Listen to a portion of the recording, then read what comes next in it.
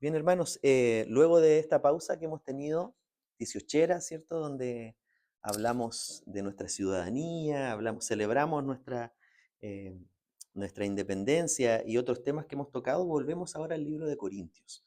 Así que les pido abrir sus Biblias, sus iPad. Celulares yo no recomiendo porque yo ya no veo en el celular, así que es muy pequeño para mí. O usa tus lentes, o te recomiendo, sí, traer una Biblia física si puedes. Porque a diferencia del celular, puedes ir rayándola, marcándola, haciendo tus notas. ¿No? ¿Mm? ¿La letra? La Biblia. Ya, hay Biblias con letras ciertas un poquito más grande para personas, para mayores de 30.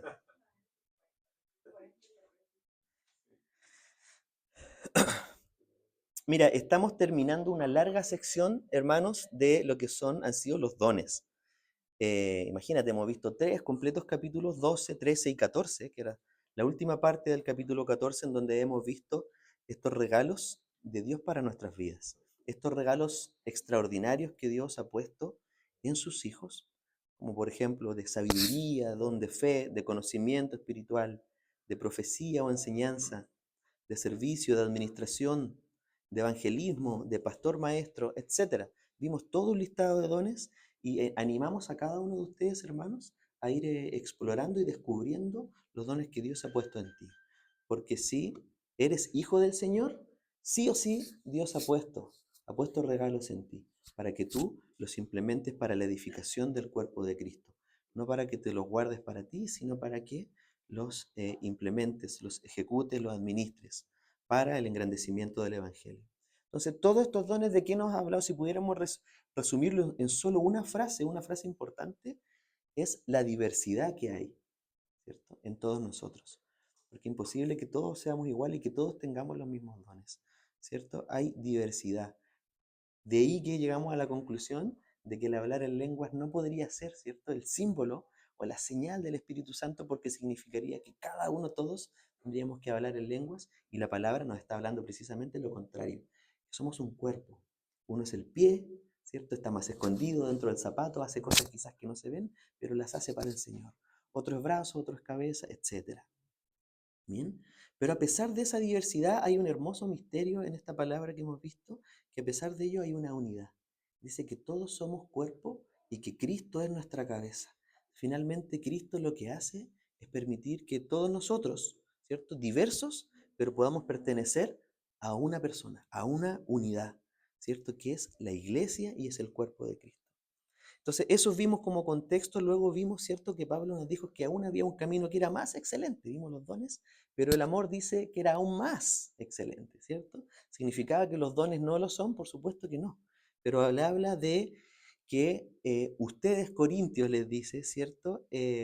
No necesariamente porque tienen todos los dones, si ustedes ven 1 Corintios 1, 6 y 7, ustedes tienen todos los dones, pero aún así había un desorden en la iglesia, había división, ¿cierto? Unos eran de Pablo, otros de Apolos, otros de Cefas. Entonces, no es garantía, ojo, de que tengamos muchos dones, cada uno de ustedes y esté ejerciendo sus dones, que si no lo está haciendo con amor, no sirve de nada, ¿cierto? No sirve de nada. Entonces tiene que estar el amor presente, porque recordemos que Pablo lo que dijo que el amor es un camino, no es una meta final, ¿cierto? Es un camino, es decir, debe acompañarnos, estar al lado de nosotros en nuestro crecimiento. No es una meta que quiero alcanzar. No, hoy día yo soy enojón, hoy día soy malhumorado, hoy día no tengo amor por los demás, hoy día no me importan los demás, pero espero algún día que me importen. Ojo, porque el Señor dice que lo que nos va a caracterizar, van a saber que somos hijos de Dios por el amor que hay entre nosotros. Entonces el amor debe estar presente. Analiza entonces, hermano, tu vida. Y un amor no de palabra como enseñó el Señor, ¿cierto? Un amor en acción. ¿Te interesa el otro? ¿Te has preocupado por otro? Esta semana, este mes, ¿has mostrado preocupación por algún hermano, por otra persona, por alguien más? ¿Cierto? Eso es amor, y eso queremos nosotros propender como iglesia. Seamos pequeños, seamos medianos, seamos grandes, que mostremos el amor unos por otros, nos preocupemos por las necesidades del cuerpo. Si yo soy, por ejemplo, la mano, Carlitos, ayúdame, si yo soy la mano, ¿sí? Pero la muñeca está enferma, aunque la mano no está enferma, la mano se va a afectar, ¿cierto? La mano no va a poder tener movimiento seguramente los músculos, ¿cierto?, se van a atrofiar, porque no voy a tener movimiento, porque si la muevo me va a doler mucho, una fractura en la ¿se entiende? Entonces, si yo veo a otro hermano en necesidad, no puede ser que esté indiferente o que esté bien. Y eso solo lo hace el Señor y el Espíritu Santo en nosotros. Bueno, antes de la pausa 18 avanzamos y vimos al principio de este capítulo 14 que luego Pablo ahora se enfocó en dos dones. ¿Recuerdan? ¿Cuáles eran esos dos? Se enfocó solo en dos dones. En el principio del capítulo 14, versículo 1 al 19. ¿Se acuerdan cuáles eran esos dos dones? Las lenguas y la profecía, ¿cierto? Y ahí ya pudimos ya concluir con toda certeza que él dice, ¿cuál prefiere? Él dice, ¿cuál debe preferir la iglesia? La profecía. Y que era enseñar, entregar la palabra de Dios y nosotros reciclarla como, no sé, como, Carlito, algún órgano que recicle y transforme, no sé, el riñón. Y entonces tomar esa palabra de Dios que viene abstracta y transformarla en algo concreto de tu vida, como una ya voluntad de Dios, ¿cierto? Reciclarla, transformarla. Eso es lo que dice Pablo. Oye, ustedes prefieren la profecía, no hablar en lenguas. ¿Por qué dice? Porque a la lengua, dice, es una comunicación entre tú y Dios, en tu intimidad con Dios. En cambio, dice el versículo, la profecía es para el hombre, es para la iglesia, ¿cierto? Va dirigida a la oveja, con tres propósitos, y eso los vimos.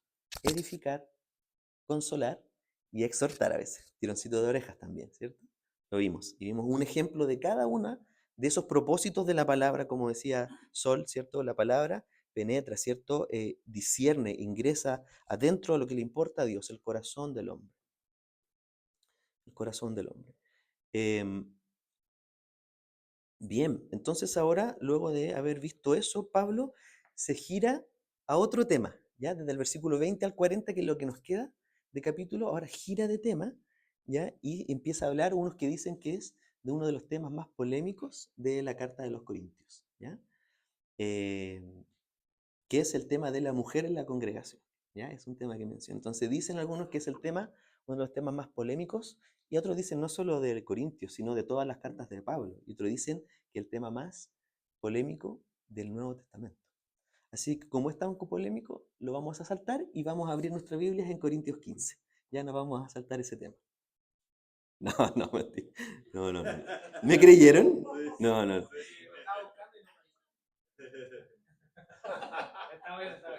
No, lo vamos a ver. Vamos a enfrentar la polémica. Vamos a enfrentar la polémica. No voy a ser como los candidatos que no quieren confrontar nada para no bajar votos, ¿cierto? Vamos a hablar de temas que no son polémicos, ¿ya? Temas que no son polémicos. No, vamos a enfrentar. Voy a arriesgar bajar en la encuesta, ¿ya? Voy a rebajar. Pero voy a tratar de manejar ahí el debate. Ya empezamos un debate con Sol, así que ya esto ha sido muy consistente. No, si es el 18, no, el 25. Bien, divertido, divertido. Fue como una rutina. Bien, hermanos, entonces lo que vamos a hacer, ¿les parece? Leamos desde el 20 al 40 de una vez para entender el contexto completo, que habla de dos grandes temas, pero básicamente termina hablando del rol de la mujer en la iglesia, en la congregación específicamente. Vamos al versículo 20, 1 Corintios 14. Dice, hermanos, no seáis niños en el modo de pensar, sino sed niños en la malicia, pero maduros en el modo de pensar. En la ley está escrito, en otras lenguas y con otros labios hablaré a este pueblo y ni aun así me oirán, dice el Señor. Así que las lenguas son por señal, no a los creyentes, sino a los incrédulos. Pero la profecía no a los incrédulos, sino a los creyentes. Si pues toda la iglesia se reúne en un solo lugar y todos hablan en lenguas y entran indoctos o incrédulos, ¿no dirán que estáis locos? Pero si todos profetizan y entra alguno incrédulo o indocto, por todos es convencido, por todos es juzgado, lo oculto de su corazón se hace manifiesto, y así postrándose sobre el rostro adorará a Dios, declarando que verdaderamente Dios está en vosotros. Señor, te pedimos por esta palabra que acabamos de leer, Señor. Padre, muéstranos tú, Señor, lo que quieres a cada uno de nosotros, que puede ser distinto a cada vida, Señor. Tú, Señor, te preocupas de las necesidades, Señor, de nuestro corazón, Señor, nuestro espíritu, Señor. Gracias te damos. En el nombre de Jesús, ayúdanos, Señor. Amén. Bien. Leamos primero esta sección y de ahí me voy a la más crítica, ya, que es el versículo eh, 26 en adelante. Aquí, aquí hermanos, se entiende, ¿cierto? Sigue aquí, no voy a profundizar en esta sección, porque sigue diciendo, hablando de las lenguas versus las profecías, ¿cierto? Está diciendo, oye, si llega un hermano nuevo, ¿qué es mejor? ¿Que escuche todo un alboroto, todos hablando en lengua y no entender nada? ¿O que mejor escuche profecía, la palabra de Dios que puede convencerlo, ¿cierto? Puede convencerlo de pecado, puede sacar a la luz su corazón. Obviamente Pablo dice, es mejor que se exponga la palabra. Y usted dice, está bien Alex, lo ha repetido, pero parece de perogrullo. Pero les digo que en muchas iglesias no se está enseñando la palabra. Tú vas a muchas iglesias en la actualidad y no hacen lo que hacemos nosotros de ir capítulo por capítulo. Hay muchos testimonios, los testimonios no son malos, pero siempre tienen que estar sustentados en la palabra. En otros casos es mucha emoción, es un coaching, vamos, ofrenda, dale a Dios y Él te va a retribuir. Y la gente no se edifica espiritualmente. Entonces es muy relevante que hagamos esta exposición de la palabra de forma ordenada y de forma clara, la profecía. Eso es lo que va a cambiar, porque dice, eso va a convencer a una persona que viene. ¿Quién es el que convence, hermanos? El Espíritu Santo es el que convence de pecado, ¿cierto? Hace ese trabajo en nosotros. Que si estamos mal o estamos pecando o hay algo que no está bien, ¿cierto? Se nos aparece el Espíritu Santo, nos inquieta. Y si alguien no es cristiano, aún no está en su interior, ¿cierto? Pero sí, ese momento que hemos estudiado otras veces, ese misterio, en qué momento el Espíritu Santo va, desde el exterior te convence y dice, oye, he pecado contra Dios, te acepto Cristo y el Espíritu Santo entra a morar. Entonces, eso solamente lo produce la palabra de Dios. Cuando nosotros a veces, como seres humanos, tratamos de persuadir a otros, hermanos, cuando hablamos con otros sobre el Señor, tenemos que pedirle al Señor que el Espíritu Santo esté en nuestras palabras. Porque en el fondo, el que cambia a las otras personas es el Espíritu Santo, Él convence. Sí, eso entonces no hablo nunca porque no, yo no convenzo, no. Podemos compartir y de hecho nos estamos preparando para compartir el Evangelio, para decir que Jesús es Dios, ¿cierto? El martes estábamos estudiando, el domingo pasado estudiamos, Jesús es el Hijo del Hombre, que significa que, a lo contrario que se piensa que es divino, porque es una profecía de Daniel 7, ¿cierto? Es el Hijo del Hombre que viene a reinar. Pero bueno, nos preparamos para ello, pero es el Espíritu Santo el que debe estar presente en nuestro mensaje, en nuestras palabras. Y en nuestras palabras siempre que hacemos, glorificar a Cristo. No nos glorificamos nosotros mismos, sino nuestras palabras, sea hermanos, sea como personas de la iglesia, sea como con tus vecinos, o sea como padre con tu familia, tus palabras siempre deben guiar a los demás, a tu familia, a tus amigos, a Cristo, no a ti mismo, ¿ya? A Cristo. Porque Cristo es el que nos transformó, Cristo es el que nos cambió.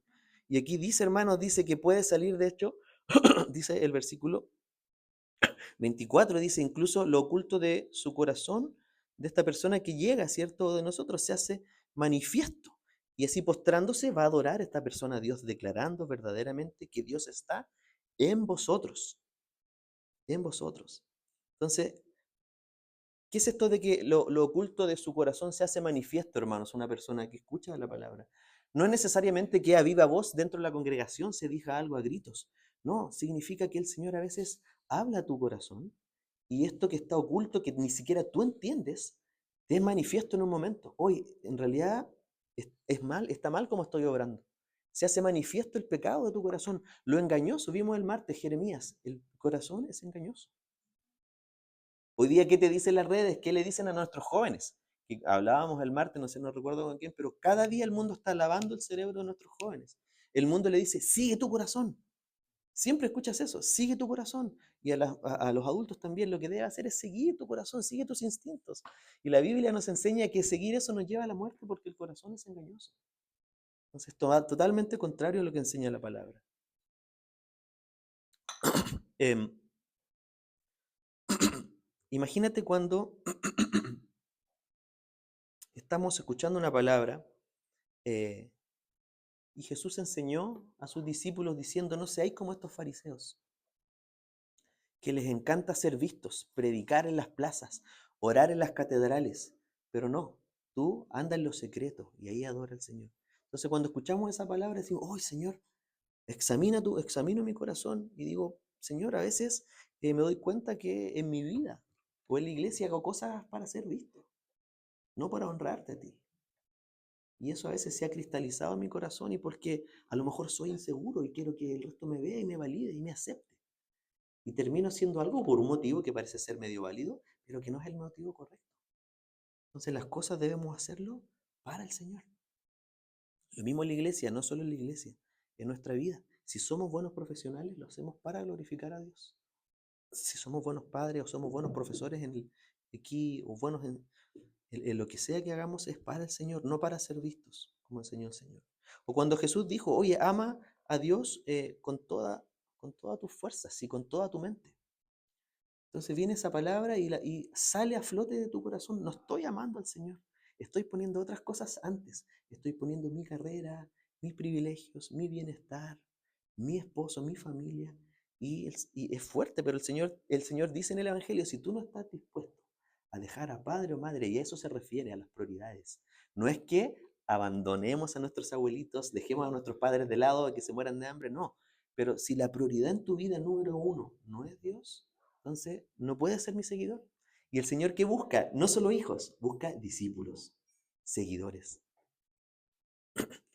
Entonces, Pastor Alex, no sé, yo voy a la iglesia los domingos, pero domingo por medio, porque el otro domingo yo voy a jugar al club y yo soy titular, no puedo faltar, soy inamovible en el equipo.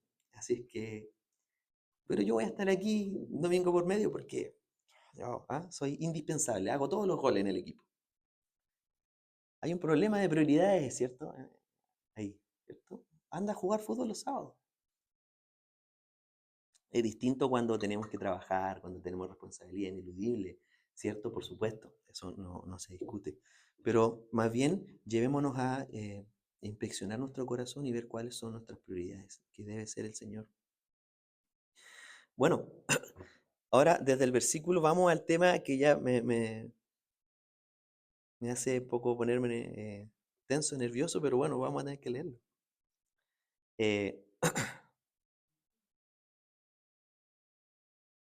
Versículo 33 dice, terminando esta conclusión, dice, los espíritus de los profetas están sujetos a los profetas, pues Dios no es Dios de confusión, sino de paz, ¿ya? Como en todas las iglesias de los santos. 34. Vuestras mujeres callen en las congregaciones, porque no les es permitido hablar, sino que estén sujetas como también la ley lo dice. Y si quieren aprender algo, pregunten en casa a sus maridos, porque es indecoroso que una mujer hable en la congregación. ¿Acaso ha salido de vosotros la palabra de Dios o solo a vosotros ha llegado? Si alguno se cree profeta o espiritual, reconozca con lo que os escribo son mandamientos del Señor. Mas el que ignora, ignore. Así que, hermanos, procurad profetizar y no impidáis el hablar en lenguas, pero hágase todo decentemente y en orden. Este es un versículo que da para mucho, ¿cierto? Antes de entrar en el tema de las encuestas, ¿cierto? El tema parte diciéndolo, si se dan cuenta, el versículo 34 dice, Dios no es un Dios de confusión, ¿cierto? Sino de paz. Comienza. Y termina el último versículo, el 40, hágase todo decentemente y en orden. Mira, yo una vez, les cuento como anécdota, una vez cuando yo les conté, cuando tenía 12, 13 años, era como un poquito más pequeño que Pablito, ¿cierto? Buscando iglesia, que encontré una iglesia bautista, que eso como que, claro, marcó en cierta forma mi vida en adelante, pero pasé antes por varios fallos, como por varias iglesias que en realidad no eran. Entonces me acuerdo que a la iglesia, a la vuelta de la iglesia bautista, un día entré en una iglesia y miren, yo no sé si alguna vez han visto algo así, pero este fue el escenario. Yo entré a la iglesia buscando para dónde congregarme y gente zapateaba el piso y no se veían sus caras, se veía como el pelo sobre sus caras, eh, como una especie de danza o baile. No había nadie, la persona que predicaba no predicaba, sino también bailaba o danzaba. Y unas mujeres que estaban adelante, con los ojos cerrados, iban y tomaban a alguien de una banca y lo traían para afuera y esa persona tenía que empezar a danzar. Era gritos, era caos. Y yo sentí tanto miedo, me senté al final y dije, me van a sacar a mí. Yo eso sentí, me van a sacar a mí, entonces estaba muy asustado, tenía mucho miedo. ¿Qué es lo que vi ahí? Vi confusión, vi caos, vi desorden. Y Dios dice que no funciona así la congregación. Entonces era un caos total. Escuchaba, supuestamente, me imagino, lenguajes que no entendía, imagino eran lenguas. Pero lo que le estoy describiendo de verdad, no estoy exagerando, era un caos absoluto. No había predicación, nadie estaba predicando, era un caos total. Quizás eso estaba pasando en esta congregación en Corintios, porque estaban exacerbando el hablar en lenguas y claramente había un desorden, porque él está llamando al orden, está llamando a que no haya confusión y que se haga todo de forma decente y en orden. ¿Ya? Entonces, eh, por eso nosotros tenemos en nuestro culto una liturgia, un orden. Comenzamos orando, luego alabamos. Ustedes saben que después viene la palabra, preparan ese momento, luego tenemos tiempo en oración. Hay una estructura, hay un orden. Pero no es una estructura rígida. Lo que el Señor quiere hacer dentro de cada etapa es del Señor. Si el Señor en la oración muchas veces ha tocado nuestros corazones, cuando hemos orado unos por otros, en la palabra lo mismo, ¿cierto? Está presente el Señor, pero puede estarlo en un contexto que es de orden. Sí, y a lo mejor para personas hay distintos estilos, ¿cierto? A lo mejor tú encuentras fome, encuentras que a lo mejor te gusta otro estilo más, no sé, con más volumen, etcétera, es válido, ¿cierto? Pero aquí lo que llama Pablo es a tener cierto orden y dejar de lado cierta confusión. Vamos al tema. Bueno, ya leímos los versículos pertinentes del tema de la mujer. Yo les pido se había olvidado, pero si algún día, por ejemplo, estamos aquí y hay alguien, llega a una visita, o un hermano de otra iglesia, eh, no sé, yo estoy predicando, por ejemplo, yo estoy predicando, sí, hermano, porque y empieza a interrumpirme, yo le pido que algún diácono o alguien se le acerque con mucho amor, y diga, hermano, si tiene alguna consulta para el pastor, al final puede conversar con él o converse conmigo, ¿ya? Pero les pido también responsabilidad de parte de ustedes porque también son parte del cuerpo y si viene alguien que está, digamos, interfiriendo en confusión o en caos, en desorden, no podemos permitir que eso pase porque va a afectar a los demás que quieren escuchar la palabra, ¿cierto? Y por ahí algún día tuvimos una situación así, y alguien empezó a contestar lo que yo decía, a contestar, y no supimos qué hacer, ¿cierto? Entonces, ahí quizás nuestros diáconos acercarse, hermano, acompáñenme, y que no vuelva a aparecer, y no aparece, y lo entierran ahí en el patio, ¿ya? Se lo digo porque tenemos que pensar en cosas prácticas también y porque esto está basado en la palabra. Em, bueno, Pablo vimos que también dijo, si alguien llegara a hablar en lengua, tiene que haber alguien que interprete. Porque dice, si no interpreta, hazlo en privado, en tu intimidad, en tu casa, para adorar al Señor y que es válido. ¿Ya? Pero tiene que haber alguien que interprete. Bueno, vamos al tema. Le he sacado el poto a la jeringa todo el rato a este tema. ¿Saben qué? Yo creo que por tiempo no alcanzamos hoy día, no nos da el tiempo. Otro. Es la reunión de hombres. Lo, La sabiduría, mira, qué sabiduría. En la reunión de hombres vamos a tocar ese tema, chicas, y les vamos a dar un informe con los puntos que ustedes los... No, no, nunca, nunca. Hablamos de nuestros temas, de cómo mejorar nosotros, cómo ser mejores esposos. Ya, vamos al tema. Mira, el contexto, hermano, mira, ustedes recuerdan los versículos, la mujer cae en la congregación y dice más cosas, ¿cierto? Recuerdan el contexto de lo que acabamos de leer. El contexto cultural, hermanos, la mujer en la sociedad judía tenía otra posición cultural, ¿ya? En la cultura judía, por ejemplo, con el tema de la educación, ¿ya? El hombre tenía acceso a educarse, ¿ya? El hombre tenía acceso, ¿cierto?, a estudiar la ley, ¿cierto? Y estudiaban a los pies de rabinos, pero no la mujer. La mujer no tenía esa posibilidad. La mujer se dedicaba, ¿cierto?, a la casa y a los hijos. No tenía ninguna posibilidad de ejercer un rol ni académico ni profesional. ¿Ya? Entonces tenemos esta primer diferencia del contexto para entender a qué le está escribiendo Pablo, que es distinto al día de hoy. ¿cierto? Entonces el hombre se encargaba de estudiar la ley. Y cuando digo que el hombre estudiaba la ley, no solo me refiero a que estudiaba, ¿cierto?, la ley de Moisés como los principios espirituales para su vida, sino que la ley derechamente regulaba todos los aspectos de la vida de la sociedad. ¿Cierto? Los judíos, ¿cierto? Hicieron su normativa y se regulaba cómo se trabajaba, cuándo se trabajaba, había regulación para todo. Y la mujer no tenía acceso a nada de esta información. ¿Quién le entregaba esta información? El hombre cuando la ejercía su esposo. ¿Ya? Entonces, así era este contexto. ¿Ya? El hombre podía estudiar también la parte espiritual a los pies de los rabinos. Entonces, por eso siempre hemos dicho que el Señor vino a reivindicar el rol de la mujer. ¿Cierto? Porque si ustedes se dan cuenta, cuando está en Capernaum, ¿cierto? Y sale al extranjero, porque Capernaum está en el límite norte de lo que es Israel, y toda esa zona es ir al Líbano, a Persia, al extranjero. Cuando fue a hablar a Samaria, cuando fue a hablar con la mujer samaritana, el Señor se acercó a ella, ¿cierto? Algo que los rabinos no lo hacían directamente a la mujer. ¿Con quién hablaba el rabino? Con su esposo. Entonces el Señor vino a darle un lugar a la mujer que la cultura judía no le había dado y habló directamente. También recuerden cuando habló con una mujer que tenía un mal prestigio, una mala reputación, ¿cierto? Se le acerca a ella directamente porque el Señor muestra que todos podemos relacionarnos con el Señor como hijos. Entonces, cada uno de nosotros somos iguales espiritualmente. Somos iguales en nuestra calidad de seres humanos y de hijos, pero tenemos distintos roles. Que eso es la diferencia. El Señor creó roles para nosotros.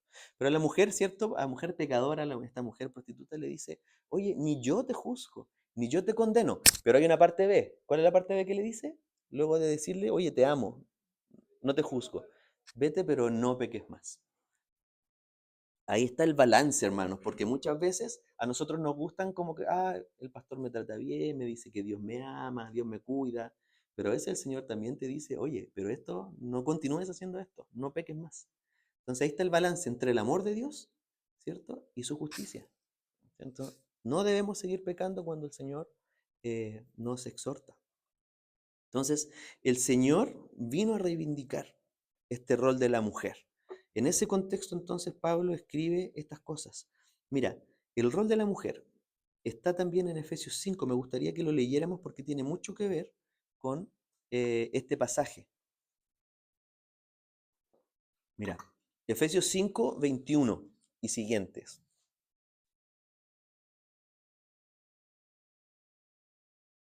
Efesios 5, 21 y siguientes. Someteos, ¿lo tienen? ¿Sí? Someteos unos a otros en el temor de Dios. Las casadas, ojo, estén sujetas a sus propios maridos, como al Señor, porque el marido es cabeza de la mujer, así como Cristo es cabeza de la iglesia, la cual es su cuerpo y Él es su Salvador. Así que como la iglesia está sujeta a Cristo, así también las casadas lo estén a sus maridos en todo. Maridos, amad a vuestras mujeres, así como Cristo amó a la iglesia y se entregó a sí misma por ella. ¿Cierto? Aquí le da este doble rol, ¿cierto? Tanto a la mujer como al hombre, ¿cierto? Habla de someterse en amor a la mujer, ¿cierto? Un sometimiento voluntario, pero al hombre a su vez, ojo, nuestra responsabilidad de amar a su esposa con un estándar súper alto, como Cristo amó a la iglesia y dio su vida por ella. ¿Mm? Y eso no significa solamente que estemos dispuestos a morir por quienes amamos, sino a vivir amando. ¿No? Eso fue lo que hizo Cristo. Cristo no se dedicó a hacer su vida, a acumular sus bienes, a pensar en su posición social. Él estuvo todo el tiempo sirviendo a su iglesia, haciendo ciertas cosas para servir y edificar su iglesia. Entonces, de acuerdo a este texto de Efesios, bueno, la cultura judía, hermanos, fuera del cristianismo trataba a la mujer como un objeto. Tú te podías, por ejemplo, casar con una mujer menor de edad, siendo adulto. Entonces, la mujer, ¿cierto? Hasta los 12 años, ¿cierto? Y luego de los 12, si eran los 13 o los 14, la mujer, ¿cierto? Ya podía ella ser objeto de un matrimonio, es decir, casi era como una transacción, era como un objeto prácticamente. Ya, me voy a casar con esta mujer, 13 años, 14 años. ¿Ya? Pero el Señor aquí viene a decir en Efesios, no la veas a la mujer como un objeto. No, ella no es un objeto, es un sujeto, ¿cierto? No la veas como un objeto transable, como un contrato, sino que ámala, incluso dando tu vida, como yo morí por ella, por la mujer, ¿cierto? Por esta mujer, que es parte también de la iglesia. La mujer es parte de la iglesia. Entonces, bueno, esta falta de preparación, hermanos, que había en la mujer, ¿por qué dice Pablo esto? Porque esto podía provocar problemas en la doctrina. Entonces, Pablo dice, la mujer que calle en la congregación, ¿cierto? Y que mejor le pregunte a su esposo. Como la mujer no tenía este conocimiento de la palabra, no tenía este conocimiento de la ley porque no tenía acceso, no es porque no pudiera, es porque no estaba estructurada la sociedad de tal forma que ella no podía acceder a los principios de Dios de una forma íntima, de una forma intensa. Entonces, si la mujer exponía públicamente en la congregación, ¿qué podía pasar?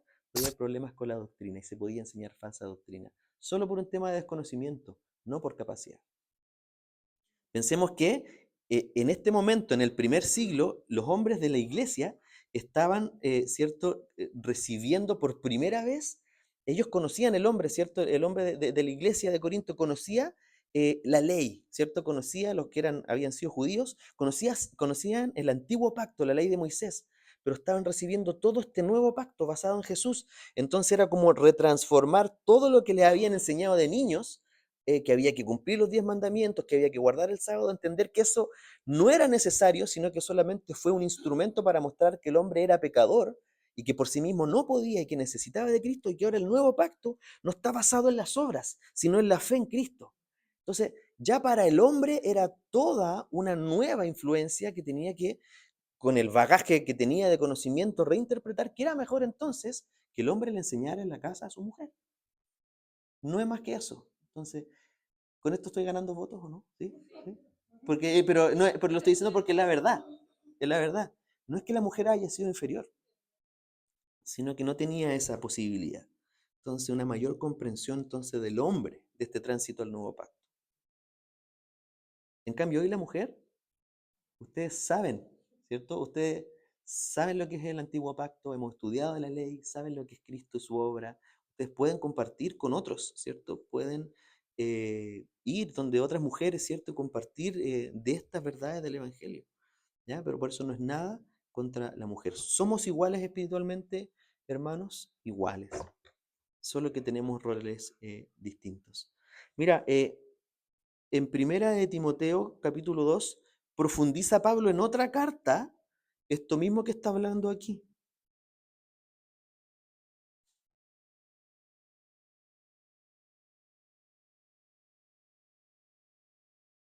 Primera de Timoteo, capítulo 2, versículo 11. Aquí vemos también, hermano, este reflejo de esta brecha espiritual, más que espiritual, social o educacional que existía entre el hombre y la mujer. Mira, el versículo 11 te dice: la mujer aprende en silencio con toda sujeción, porque no permito a la mujer enseñar, ni ejercer dominio sobre el hombre, sino estar en silencio. Porque Adán fue formado primero, después Eva. Y Adán no fue engañado, sino que la mujer, siendo engañada, incurrió en transgresión. ¿Se entiende ahora el contexto nuevamente de lo mismo? La falta de acceso de la mujer, o la imposibilidad que tenía de estar a los pies de un rabino o de conocer a fondo la ley. Era mejor entonces que en este tiempo ella aprendiera. Pero mira, Pablo está interesado en no excluir a la mujer, porque podría decir, no, que ella no esté presente, no dice que ella aprenda. Está interesado en que la mujer también tome conocimiento de estas verdades del Evangelio, pero dice en silencio, en sujeción, en orden. No permito a la mujer enseñar, dice, ni ejercer dominio sobre el hombre. Y ahí hay un tema que sí que es importante, porque eso sí no está permitido ni antiguamente ni hoy en el contexto, ¿cierto? Porque los roles, el hombre debe ser el líder espiritual de su casa, y no está formada la familia para que la mujer, ¿cierto?, tome dominio sobre el hombre, ¿cierto? Y ella ejerce el rol en desmedro del hombre. Y ahí Pablo pone el ejemplo de Adán y dice, mira, es fuerte lo que dice, ¿eh? Dice, Adán no fue engañado, la mujer, dice. Lo dice Pablo. Ustedes, hermanas, cuando dicen, no, toda la palabra es inspirada por Dios y es útil para... Ay, leen esto ustedes, la mujer fue engañada. Eh, también es palabra de Dios, también es palabra inspirada. Pero, ¿por qué lo dice? La mujer fue engañada en este sentido. La mujer, ese fue su pecado, ¿cierto? Fue engañada por la serpiente, no el hombre, y eso es verdad. ¿Por qué? Porque la mujer jugó con la parte emocional de la mujer. la parte más emocional. Le dijo, ¿cierto? Si tú comes esto, vas a ser Dios. Entonces, si te das cuenta, la tentó en el área espiritual. Y el pecado de la mujer no es estar interesada en las cosas espirituales, por supuesto que no. Muchas veces la mujer es más fiel que el hombre, ¿cierto? Pero eh, la mujer, ¿cuál fue el pecado de la mujer? No estar interesada en lo espiritual, fue que iba a dejar de confiar en Dios y quiso confiar en ella misma. Ella ser Dios. Ella tomar un rol de liderazgo espiritual que no le correspondía. ¿Mm? La mujer es más sensible espiritualmente que el hombre, eso es verdad, pero deben reconducir bien su anhelo espiritual. En general, en las iglesias, las mujeres son más fieles que el hombre, o son más en cantidad. A ver, aquí, por ejemplo, ¿cuántas mujeres hay? Una, dos, tres, cuatro, cinco, seis. Hay 6 mujeres. No, no las contemos, no están presentes. Ya, ocho, ya, ocho. Ahí estoy grabando. No, sí, sí. Cosita, estás presente siempre, siempre, en mi mente, en todo. Son 8 mujeres. Uno, dos, 3, 4, 5, 6, 7, 8, 9, 10 hombres. Ya. En esta iglesia es una excepción. Son más fieles los hombres. Llevamos 10 hombres. ¿No? Pero somos 10 contra 8. ¿No? Ya, no es cantidad, tú dices. No es por cantidad. La mujer calle la... No. Eh, pero mira, es verdad que la mujer tuvo más interés, Eva tuvo más interés en lo espiritual al escuchar, oye, voy a poder ser como Dios. ¿Ya? Pero es importante, mujeres tienen una gran responsabilidad porque ustedes que anhelan lo espiritual, anhelan que sus hijos, sus familias estén en lo espiritual, pero que reconduzcan bien lo espiritual para sus vidas y sus familias. Por eso deben buscar siempre la palabra. ¿Ya? Y si tienen alguna duda, bueno, preguntar a sus maridos, que son cristianos, o a sus líderes, ¿no? ¿Cierto? A sus pastores, etcétera. ¿Ya? Pero así como les gusta más lo espiritual, por eso vemos, perdonen que lo diga, pero por eso hay más brujas mujeres, porque les gusta más la cosa espiritual, la cosa, la verdad, o sea, hay más hechicera, ahí bajé la encuesta, ¿cierto? Ahí bajé menos votos, mucho menos votos, estoy como casi que, ¡fa! Se fue, ¿ya? Pero perdí votos, sí, perdí votos. Pero es la verdad, reconduzcan bien reconduzcan bien sus anhelos espirituales, chicas, ¿ya? No, pero es verdad, por ejemplo, yo que tengo un caso cercano en la familia, y no voy a decir quién es, pero es mi familia, que antes era cristiana, pero hoy la veo lamentablemente explorando áreas de otras creencias orientales. Claro, tienen una necesidad espiritual mayor que el hombre, pero la reconducen mal. Buscan donde hay, y finalmente pueden haber hasta demonios en esas creencias. Entonces, por eso es una broma, digamos, pero finalmente es la verdad en el sentido de que se mal reconducen este anhelo espiritual. El hombre, en cambio, en este caso, hermanos, Adán, no sé, pues si la serpiente lo hubiera tentado, no lo hubiera tentado en lo emocional. Le hubiera tentado, no sé, con, oye, drogas, consumo de drogas, no sé, fútbol, carreras, no sé, con algo inmoral por último, ¿cierto? Pero con otra Eva, claro. Con otra Eva, dijo. Lo dijo Francisco, para que quede en el registro. ¿Eh? Que quede en acta que fue Francisco. Porque no tiene Eva, pues entonces está bien. Él quiere una Eva para él. Oremos por Francisco. Oremos por Señor. Dale, Señor, ahí. Pues usted va a tener que ser el líder espiritual de su. Ya, entonces, mira, la verdad, con Adán y Eva, pues estamos hablando del rol de la mujer, hermano, en eso estamos. El hombre no fue engañado. ¿Qué fue el hombre? Fue tonto. El hombre fue necio. El hombre no tuvo liderazgo. ¿Cierto? ¿Qué dijo? Prefiero estar con lo que opina mi mujer. ¿Por qué me voy a pelear con ella? Eva dice que comamos la cuestión, mejor, ¿para qué voy a enemistarme? Ya prefiero estar abrazadito. Entonces, ¿te das cuenta? Si tu mujer hace algo que va en contra de la palabra, oye, tienes el deber en amor, porque la amas como a la iglesia, como Cristo, de ir y decirle, mi amor, tenemos que conversar. ¿Ya? Ejerzan su liderazgo. Es lo más complicado porque a veces es mejor dejar pasar las cosas, pero se van acumulando en tu corazón. Tu corazón a veces se llena de amargura. No, mi amor, tomémonos un café. Tenemos que conversar. Hágalo, en amor. Ahí hubo, sí, hubo falta de liderazgo. Y ese es el tema hoy día, hermanos, la falta de liderazgo en el hombre. La falta de liderazgo. En tu familia, ¿quién es el que insta por liderazgo espiritual? ¿Quién es el que insta por hacer un devocional? Por lo menos una vez en la 11, en la semana, una vez en la 11 que diga, ¿sabes qué? Hoy día vamos a reflexionar sobre este tema, esposa, hijos, niños. Hoy día, ¿quién de ustedes lo hace? ¿Quién debe hacerlo? ¿Lo haces? Una vez yo te digo, el sábado de la tarde, junta a tu familia.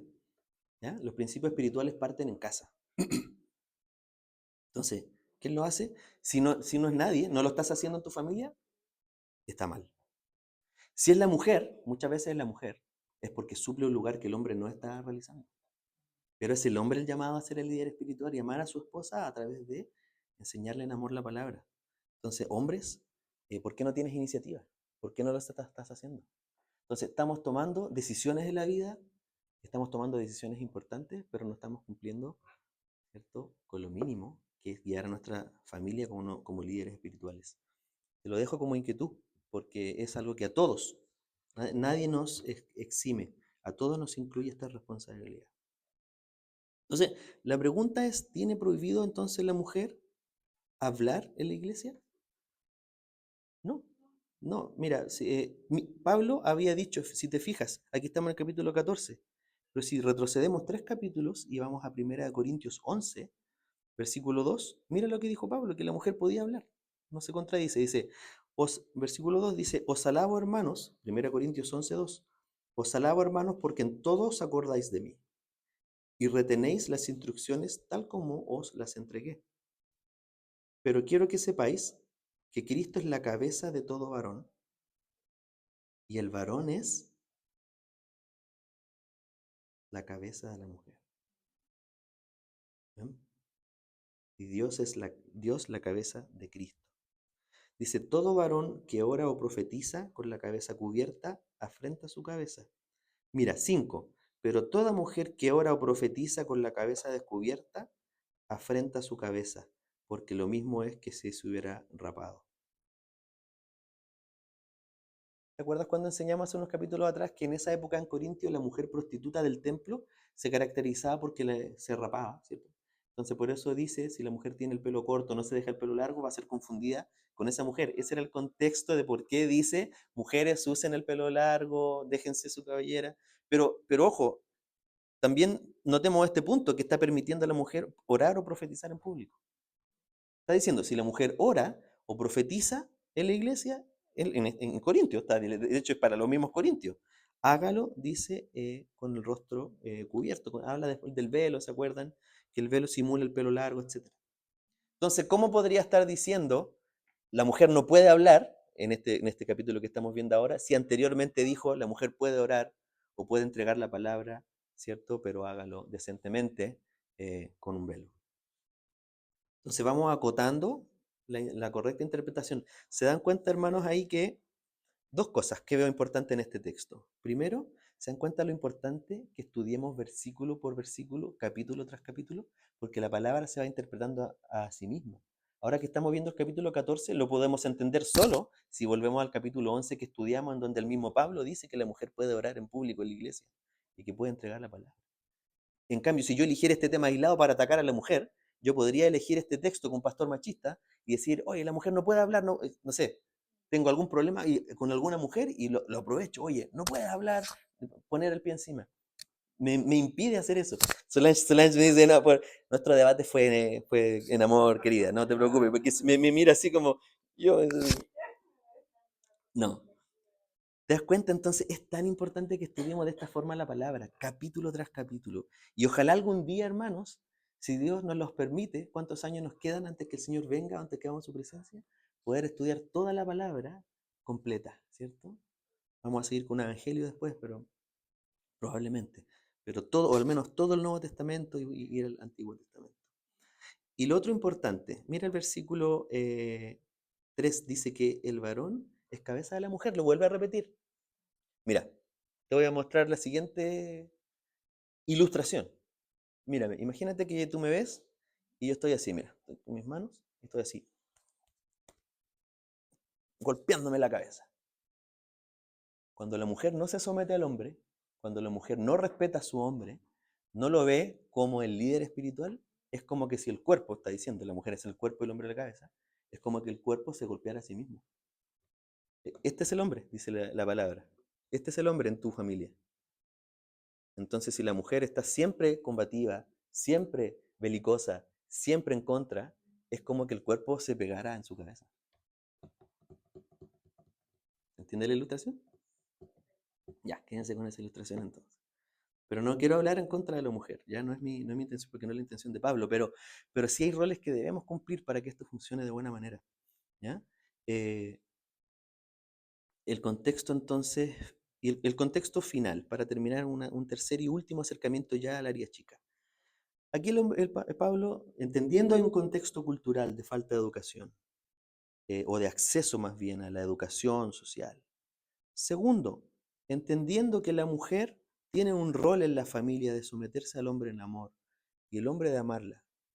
Entrando en tercer lugar al área chica, recordemos que Pablo está hablando del hablar en lenguas y el hablar profecías. Entonces, cuando la mujer le dice, calla en la congregación, básicamente se está refiriendo específicamente la mujer, como no tiene acceso a la ley, como no tiene acceso a la palabra, que ella no profetice en público ni hable en lengua en público en la congregación. Porque él viene hablando de esos dos dones. ¿Ya? Entonces, en conclusión, hermanos, y con esto terminamos, cuando aquellos que dicen que la mujer tiene un rol inferior, no lo dice la palabra. Para aquellos que dicen que la mujer no puede hacer nada en la iglesia, que no puede hablar o no puede enseñar, no lo dice la palabra. La mujer puede enseñar a los niños, pues, tenemos excelentes maestras de niños, comparten en la reunión de mujeres con otras mujeres, ¿cierto? La mujer puede orar por ti si necesitas oración, etcétera, etcétera, ¿cierto? Pero a su vez debe someterse a su hombre que es su cabeza. Entonces imagínate que una mujer se parara ahora en la reunión y empezara, pero es que yo no estoy de acuerdo con lo que dice pastor, porque en el fondo esa mujer está, ¿a quién está inhabilitando? ¿A quién está dejando mal? A su esposo. Porque primero debiera hablarlo con su esposo, ¿cierto? Entonces hay un orden y hay eh, roles. Vamos a dejar hasta aquí. Bueno, aquí culminamos con este capítulo 14. Probablemente la próxima semana vamos a continuar con esta serie de El Señor y la mujer. Así que probablemente vamos a hablar de encuentros de Jesús con la mujer, porque no me interesa solo hablar cosas polémicas de la mujer, sino que me interesa hablar cómo Jesús ha enaltecido el rol de la mujer, ha amado a la mujer, dio su vida también por su iglesia y dentro de esto está la mujer. Entonces vamos a continuar con algunas ideas sobre eso. La próxima semana no, la próxima predica David, la subsiguiente, ¿ya? Vamos a orar.